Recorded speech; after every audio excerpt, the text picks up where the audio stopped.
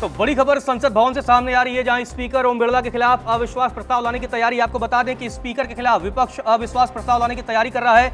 संसद में तकरार बढ़ गई है, स्पीकर के खिलाफ विपक्ष ने मोर्चा खोल दिया। आपको बता दें कि बजट सत्र के दरमियान लगातार सत्ता पक्ष और विपक्ष के बीच तनातनी देखने को मिल रही है, लेकिन निशाने पर, विपक्ष के निशाने पर स्पीकर ओम बिरला हैं। जहां राहुल गांधी समेत तमाम विपक्षी नेता ये आरोप लगा रहे हैं कि स्पीकर विपक्षी नेताओं की आवाज दबा रहे हैं। और पहले भी कुछ वाकया ऐसा हुआ है कि जब स्पीकर के खिलाफ अविश्वास प्रस्ताव लाने की तैयारी हुई थी, लेकिन अब लगातार लोकसभा हंगामे की भेंट चढ़ता दिख रहा है और अभी तक सही तरीके से राष्ट्रपति के अभिभाषण पर चर्चा की शुरुआत नहीं हो सकी है।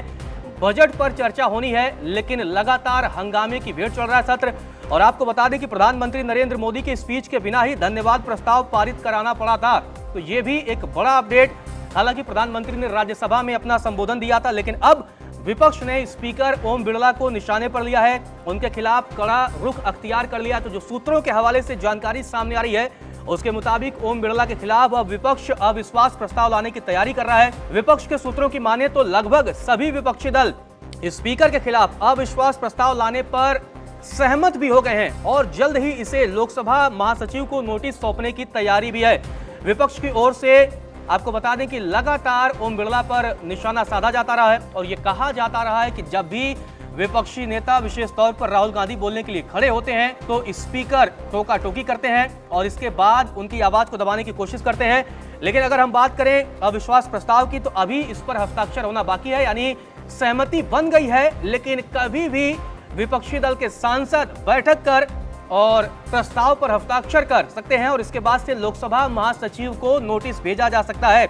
और बड़ी जो खबर इसमें यह भी है कि अगर विपक्ष स्पीकर के खिलाफ अविश्वास प्रस्ताव लाता है तो ये लगातार दूसरे कार्यकाल में स्पीकर की कुर्सी संभाल रहे ओम बिरला के कामकाज पर बड़ा सवालिया निशान भी होगा, क्योंकि विपक्ष लगातार ओम बिरला पर निशाना साधता रहा है और पहले भी अविश्वास प्रस्ताव लाया गया है। हालांकि अभी अगर देखा जाए तो अविश्वास प्रस्ताव होना संभव नहीं लगता अगर कुछ क्रॉस वोटिंग नहीं होती। हालांकि अब देखना दिलचस्प होगा, क्योंकि जिस तरीके से आपको बता दें कि पूरे बजट सत्र के दरमियान हंगामा होता रहा, चाइना के मसले की बात करें, डोकलाम के मसले की बात करें, MM नरवणे की किताब का जिक्र कर राहुल गांधी ने सवाल खड़े किए थे, उसके बाद स्पीकर ने उन्हें टोका था और तब से विपक्ष को यह लगता है बार बार कि स्पीकर उनकी आवाज को दबाने की कोशिश कर रहे हैं। और बताया जा रहा है जो सूत्रों के हिसाब से कि लोकसभा स्पीकर की टिप्पणी से विपक्ष नाराज है और जल्द ही अविश्वास प्रस्ताव लाया जा सकता है। आपको बता दें कि यह भी एक बड़ी अपडेट है, क्योंकि दूसरी तरफ आपको बता दें बीजेपी सांसद निशिकांत दुबे ने कुछ किताबों का हवाला दिया था और इंदिरा गांधी समेत पूर्व प्रधानमंत्री नेहरू और तमाम लोगों पर निशाना साधा था।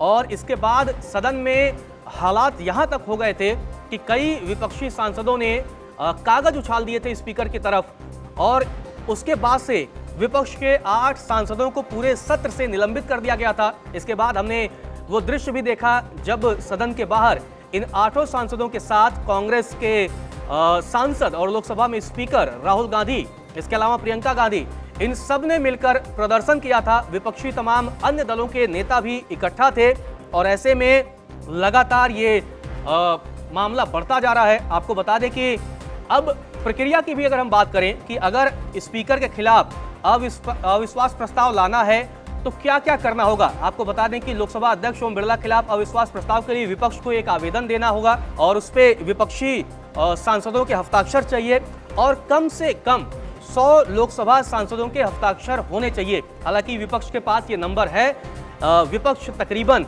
इंडिया गठबंधन के पास 240 नंबर है सांसदों की अगर हम बात करें। तो ऐसे में अगर पूरा विपक्ष चाहे, ये भी एक बड़ा सवाल होगा कि क्या विपक्ष के सभी सांसद इस अविश्वास प्रस्ताव पर हस्ताक्षर करेंगे या नहीं करेंगे, ये देखना भी दिलचस्प होगा।